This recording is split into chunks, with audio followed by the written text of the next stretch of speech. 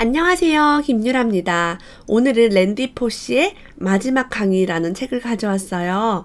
이 책은 제가 존경하는 다꿈스쿨의 청울님 대표님께서 추천해 주신 책으로 양장본을 제가 구입했는데 이거 아마 중고로 샀을 거예요. 이분이 돌아가시기 전에 마지막 강의에 대한 내용을 책으로 쓴 건데 정말 읽으면서 폭풍 눈물을 흘렸던 그런 얘기입니다. 어린 아이들 남겨놓고 떠나는 아버지의 어떤 그런 애절함과 인생을 어떻게 살아야 되는지, 이분이 이제 유명 강사이자 교수셨어요. 그래서 그런 것들을 남겨놓고 이제 가신 거죠. 그래서 우리가 죽음 앞에 있어 본 사람만이 그 중요한 것이 뭔지를 아는 것 같아요. 읽으면서 그래, 삶에는 이런 게 중요해. 내가 잊고 살았구나. 나는 감사함이 없구나. 라는 그런 깨달음을 얻었습니다. 랜디 포시는요, 카네기 멜론 대학 교수이자 강사로서 많은 활동을 했고, 요 마지막 강의는 책으로 이제 나온 거죠. 이거 한번 함께 이야기 나눠볼게요. 내 몸은 지금 문제가 좀 있다.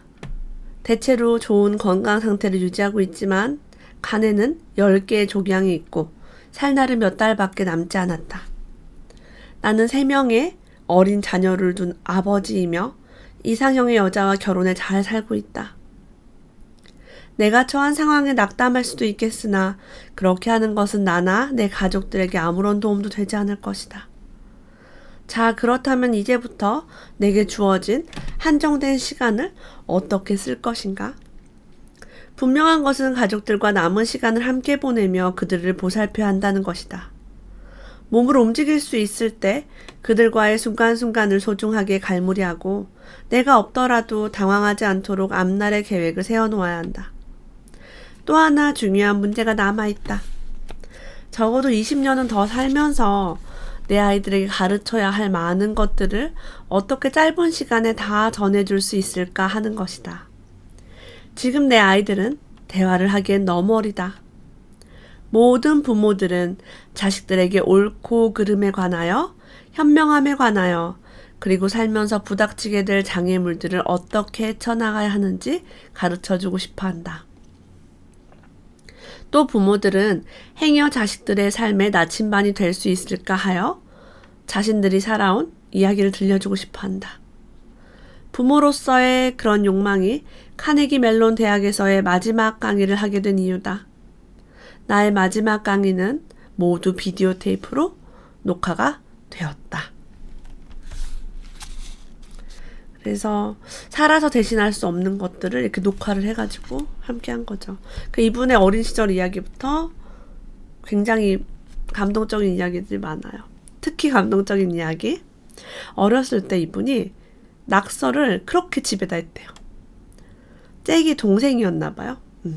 천장에는 잭과 나의 솜씨로 난 다락방에 갇혔다라는 문구를 적어 넣었대요. 나는 내 2층 침대 뒷벽에 잠복 중인 잠수함을 그렸대요. 잠수함 그림을 침대에다 그린 거죠. 방문 위에다가는요, 망할 놈의 디스코라고 썼대요. 디스코는 이렇게 디스코 춤추는 거 얘기하는 거예요. 어머니는 당연히 그 표현이 저속하다고 여겼다. 내가 보지 못한 사이 조용하게 망할 놈 위에 페인트를 칠해 없애버렸다. 그것이 어머니가 유일하게 손을 댄 부분이었다. 막 낙서를 온 집안에 벽이고 뭐 문짝이고 막 다 글씨 쓰고 낙서를 했어요. 근데 어머니는 망할 놈만 지은 거예요. 망할 놈이 뭐 욕이었겠죠 아마. 친구들은 아주 부러워했다. 너희 부모님이 이걸 허락하시다니 믿을 수가 없어. 물론 당시에는 어머니가 썩 좋아했다고 말할 수 없지만 내가 독립하여 집을 나간 지 수십 년이 지난 지금까지 방에 페인트칠을 다시 하지 않으셨다.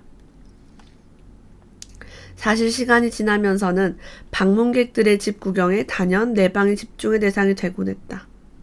어머니도 이 사실을 깨닫기 시작했다. 혹시 방 벽에 그림을 그리고 싶어하는 자녀를 둔 부모가 있다면 나에게 베푸는 호의라고 생각하고 허락하라. 그래도 괜찮다. 집값 떨어질까봐 걱정하지 말기를. 난 아직도 아버지가 만들어준 2층 침대에서 자고 정신없이 어수선한 벽을 보고 나에게 그런 일을 허락한 부모님을 떠올린다. 그러면 나는 참 운이 좋은 놈이란 생각에 기분이 좋아져서 스르륵 잠속에 빠져든다. 죽음을 앞둔 그 시간에 부모님에 대한 감사. 근데 부모님이 맛있는 걸 해주고 돈을 주고 그게 아니라 낙서를 마음껏 하도록 허락했다라는 거죠. 이런 부분이 친구들도 부러워하고. 그러니까 별거 아니에요. 좋은 부모가 되는 게 여러분 지멋대로 하게 냅두면 되는 거죠. 그게 막 크게 남에게 피해를 주는 일이 아니면 우리 집에서 낙서하는 거니까. 대단하죠. 자, 어떤 훈련을 했는데요. 코치가 이렇게 얘기했대요. 네가 잘못하고 있는데도 더 이상 너에게 아무 말도 하지 않는다면 그건 널 포기했다는 뜻이야. 이 말은 그날 이후로 평생 내게 깊이 각인되었다. 만약 당신이 일을 잘못 처리하고 있는 것이 명백한데 아무도 당신에게 한마디 해줄 생각조차 안 한다면 그거야말로 무언가 잘못된 것이다. 보통 저한테 잘 보이려고 저의 단점, 제가 부족한 점을 말하지 않아요. 그냥 잘했어요, 좋아요 이런 말만 해요. 왜? 사랑받고 싶으니까. 근데 우리 진짜 나를 위해서 도와주시는 분들은 너 이거 정말 잘못되었어 라고, 이거 정말 실수야 라고 짚어줄 수 있죠. 예. 요런 거를 너무 기분 나쁘게 들을 필요가 없겠다라는 걸 깨달았습니다. 내가 살아남으려고 얼마나 열심히 싸웠는지도 아이들에게 설명해 주었으면 한다. 나는 내가 받을 수 있는 가장 강한 치료에 동의했다. 아이들과 가능한 한 길게 같이 있고 싶기 때문이다. 그리고 하나 더. 만약 우리 아이들이 그들의 차를 더럽히더라도 크리스와 로라가 나를 떠올리며 그냥 웃어주었으면 한다. 크리스와 로라는 누나의 아이 조카 같아요. 이게 뭐냐면 우리 아이들이 좀 친척이나 이렇게 이 누나나 이렇게 이분의 누나 이런 분들 차를 좀 더럽혀도 웃어주고 용서했으면 좋겠대요. 그냥 아이들이 더럽힐 수도 있지. 보니까 벽에 낙서하고 이런 것도 그냥 두라고 하잖아요. 그러니까 얼마나 인자하고 자애로운 아버지예요. 그러니까 이 아버지는 너무 안타깝죠. 부모만이 해줄 수 있는데 자기가 이제 앞으로 없으니까 이렇게 강의할 때도 이런 말을 하셨어요. 우리가 살다 보면은 장벽이 생긴대요. 넘지 못할 장벽. 딱 내 앞을 막고 있는 벽. 그래서 그거를 포기하면 끝나는 거고, 그 장벽이 있을 때 내가 저 장벽을 넘을까 뚫을까 때려 부술까 라고 생각을 하게 되면은 그게 절실하게 원하는 건지를 알 수 있대요. 장벽에는 다 이유가 있다. 장벽은 우리가 무엇을 얼마나 절실하게 원하는지 깨달을 수 있도록 기회를 제공하는 것이다. 장벽이 없다면 그냥 대충 하고 살겠죠. 장벽이 있을 때 알게 돼요. 내가 이거를 정말 좋아하는구나, 좋아하지 않는구나. 그래서 금방 포기하죠. 별로 좋아하지 않는 일들은. 장벽이 좋은 것이다 라고 했습니다. 어느 날에 환불을 받아야 되는 그런 뭐를 잘못 사가지고 이제 환불을 받아야 되는 일이 있었대요. 근데 이런 생각을 했대요. 살 날도 얼마 안 남은 판에 환불받기 위해 귀중한 시간을 낭비하고 싶은가? 그렇지 않다. 16불 55센트를 더 낼 만한 경제적 여유가 있나? 있다. 그래서 나는 상점을 나왔고 16불보다 15분을 더 얻은 것에 행복했다. 라고 합니다.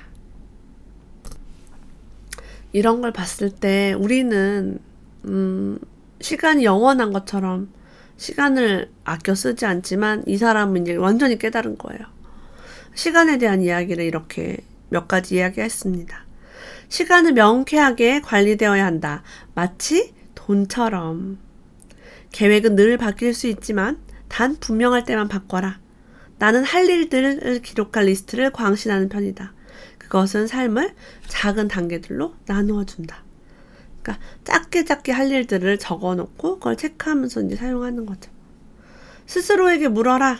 옳은 일에 시간을 쓰고 있는가?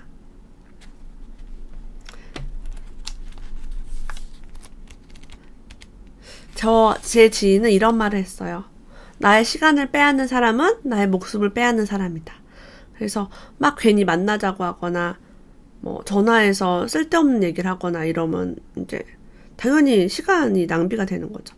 저 같은 경우도 전화를 해서 너무 막 오랫동안 얘기하는 경우는 좀 당황스러워요. 왜냐면 지금 해야 될 일이 이렇게 정해져 있는데 전화를 길게 하면 나는 잠을 못 자야 되거나 아니면 어떤 일을 포기해야 되는 상황이 생기니까요.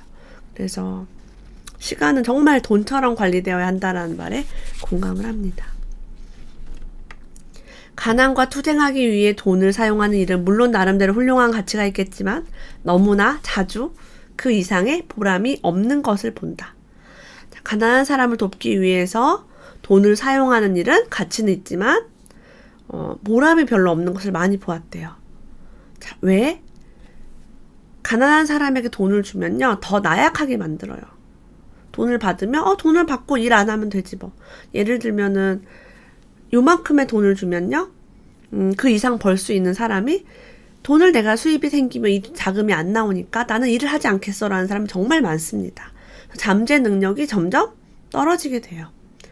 사람들을 달에 보내면 인간의 잠재 능력이 최대한 발휘될 수 있도록 우리 모두를 고무시키고 그로 인해 결국에는 가장 고달픈 문제들도 해결될 것이다. 이게 뭐냐면요. 영감을 주라는 거예요.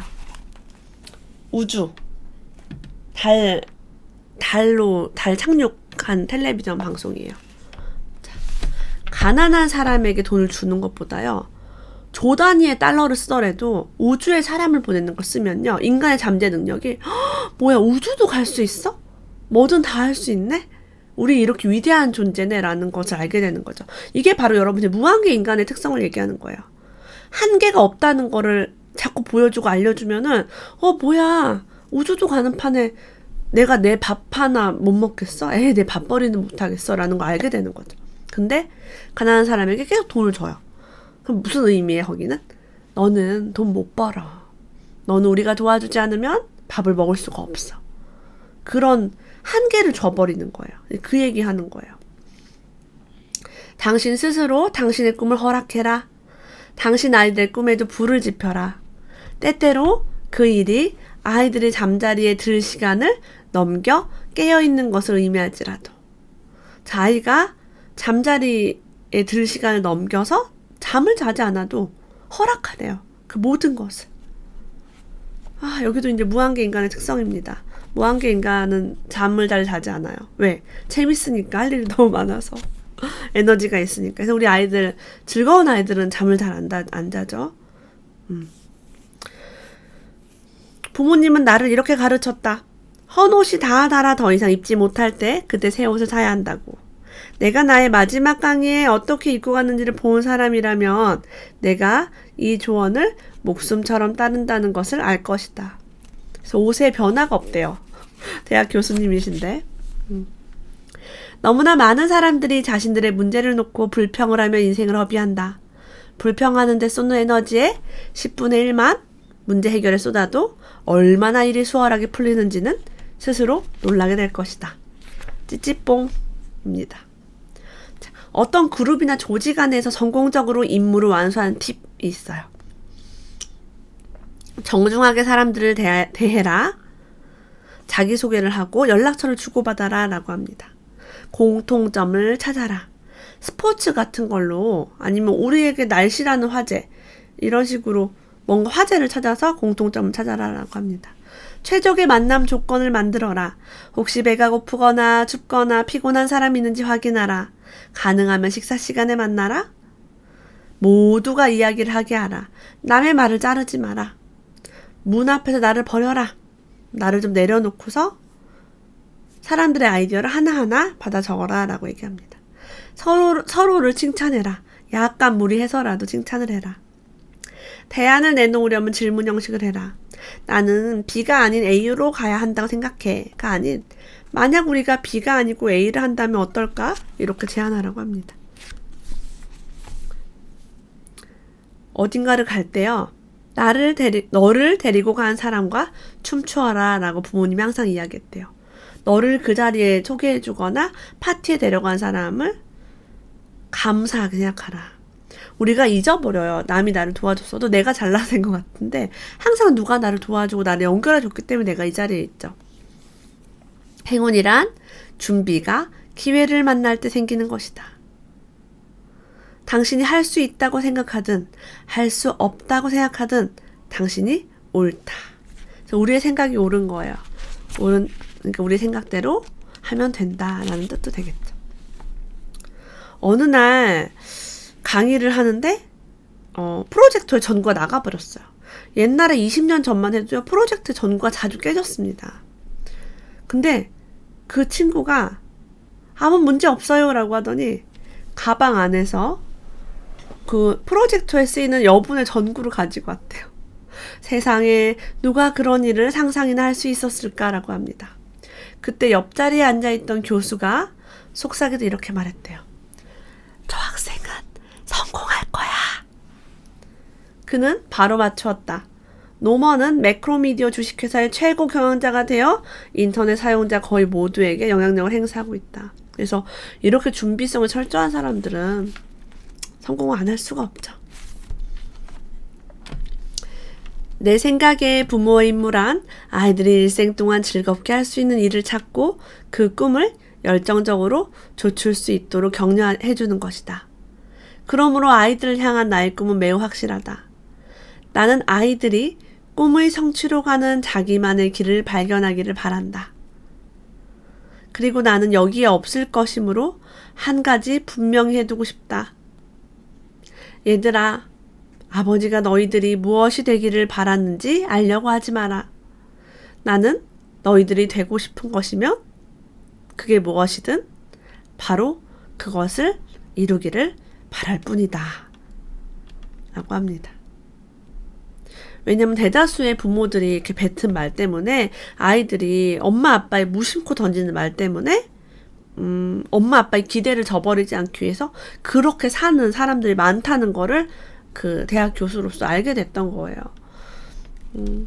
이런 가슴 찡하고도 감동적이고 인생에 대해서 또 자녀 교육에 대해서 들여다볼 수 있게 만든 책 마지막 강의였습니다. 오늘도 함께 해주셔서 감사합니다. 다음에 더 좋은 책 가지고 올게요. 다음에 또 만나요.